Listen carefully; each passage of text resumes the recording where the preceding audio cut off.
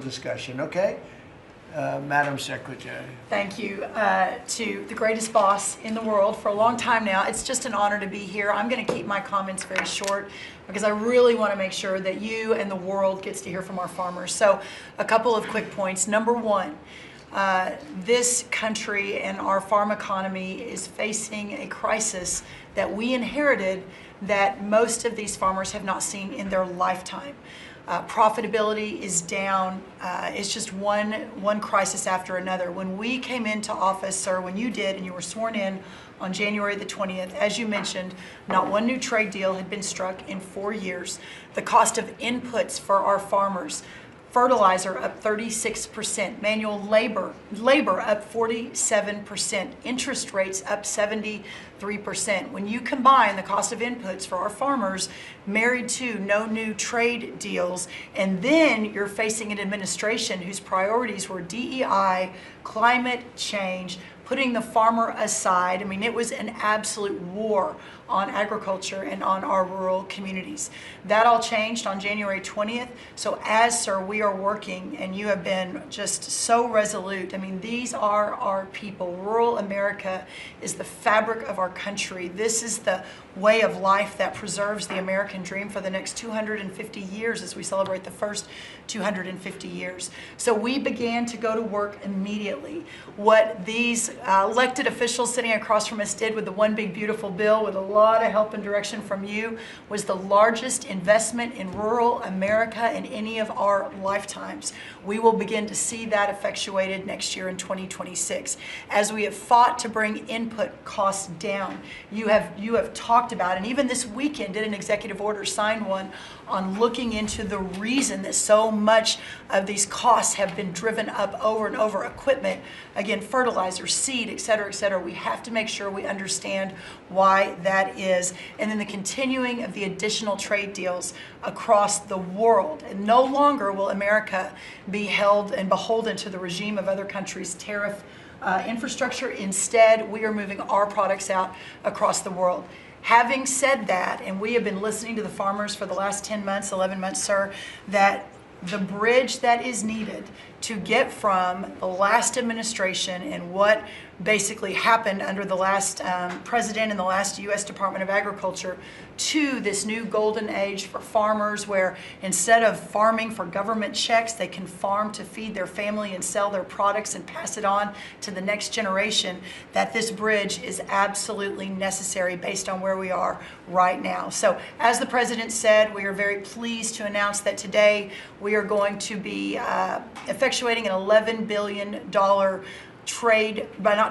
bridge payment to our farmers. The money will move by February 28th of 2026, but by the end of this month, so just in the next couple of weeks, every farmer that is able to apply for it will know exactly what that number looks like. So as you are going to your lender, as you are working to ensure and understanding what you can plant for next year, you will have that number in hand. And we will continue to talk to our farmers, continue to understand exactly what this looks like and what is necessary. The final thing I'll say is 12 billion. Well, we're holding $1 billion back. So today we are announcing $11 billion. We are holding $1 billion back just to ensure that we are covering. So today's announcement covers all of our row crops, but some specialty crops and others that we are still working with to best understand where they are in the farm economy and ensure that we're making every forward-moving position that we need to. And then finally, as we move to this new golden age for agriculture and for rural America, as we continue to fight for these farmers and ranchers, their way of life, and those that are represented here represent hundreds of thousands of farmers across this country. Just know that this president, I have never been around anyone who every time we talk, he asks, how are my farmers? Every single time. So we will never stop fighting. We will make sure that we're doing everything we can to ensure the next 250 years is just as bright, if not brighter, than the last. So thank you, sir. Brooke. Thank you. And this money would not be possible without tariffs. The tariffs are taking in, hundreds of billions of dollars, and we're giving some up to the farmers because they were mistreated by other countries for, I don't know, maybe right reasons, maybe wrong reasons. They weren't they were trying to show us something, and it's really worked out really well. But because of the tariffs, this is possible. The other thing I'd like to add before going to Scott, and I think it's very important, we're going to also give the tractor companies, John Deere and all of the companies that make the equipment, we're going to take off a lot of the environmental restrictions that they have on machinery. It's ridiculous. I know because I buy a lot of that machinery for different things. We have a lot of big clubs with, you know, hundreds, thousands of acres.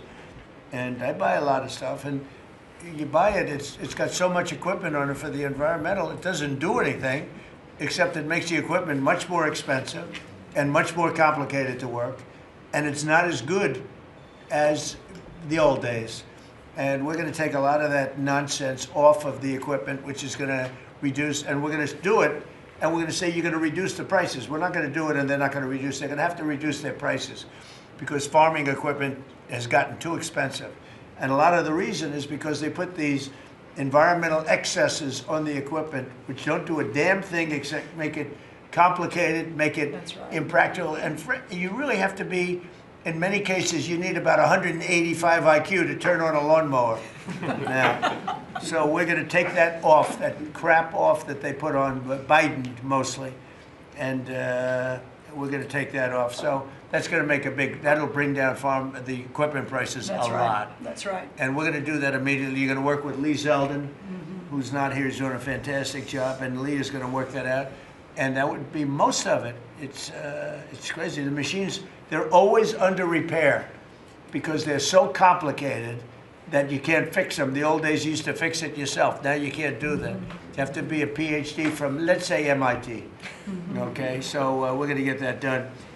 Scott, please go ahead. Good. Thank you, Mr. President. Thank you to the farmers to join us today. And I will tell all of you here that when either in person or when we are on a call with President Xi, the first thing the president asking for is more soybean purchases. That's right.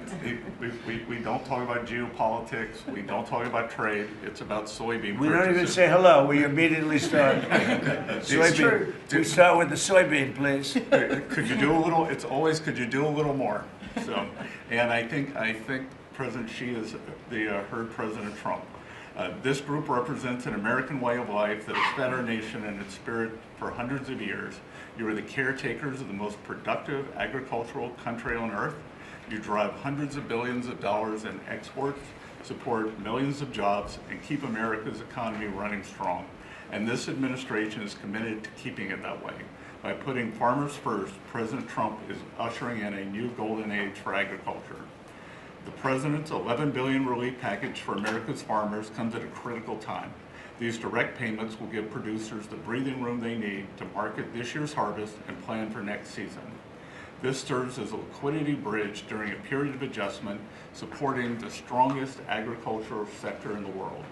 Add this to President's success in reining in Biden-era inflation, thanks to the administration's pro-growth policies, input costs like fuel and fertilizer are easing, and credit conditions are improving, interest rates are coming down, helping farmers prepare for the next harvest. President Trump scored a massive victory for America's farmers when he secured an arrangement with President Xi in Busan to reopen China's markets to U.S. agricultural exports, especially soybeans, sorghum, and other commodities. Under this framework, China committed to purchase at least 12 million metric tons of U.S. soybeans this growing season, followed by a minimum of 25 million tons annually for the next 3 years. And it's not just China. At the President's direction, Treasury, USTR, and the Department of Commerce have secured supplemental purchases of U.S. agricultural goods in major trade agreements across the world to open new markets to America's farmers. The One Big Beautiful Bill also delivered transformative benefits for America's small farmers. It locked in full expensing for farm equipment and 100% expensing for farm structures built during the President's term. I believe Representative Scott and a group in the House, we were originally just going to do factories, and they called us and said, you need to do farm structures too, and the President said, we're all in. And it extended and enhanced much needed relief from the punishing death tax, giving family farms greater certainty as they plan for the next generation. Mr. President, thank you for putting America first by putting your farmers first. Through pro-growth, pro-farm agenda, you are ushering in a new golden age of American agriculture, and Treasury is proud to help in this. Thank you, Scott. You know what we'll do? We're going to go a little faster because the last meeting we had was 3 hours. We're the most transparent group, so if we can go faster, it'll be great. And then we'll take some questions from the fake news. Is that okay? Kevin, go real fast, Kevin. Yeah, I could go really fast, sir. Yeah. Sir, the farm economy, you always ask me to just get a few numbers to put it in perspective. And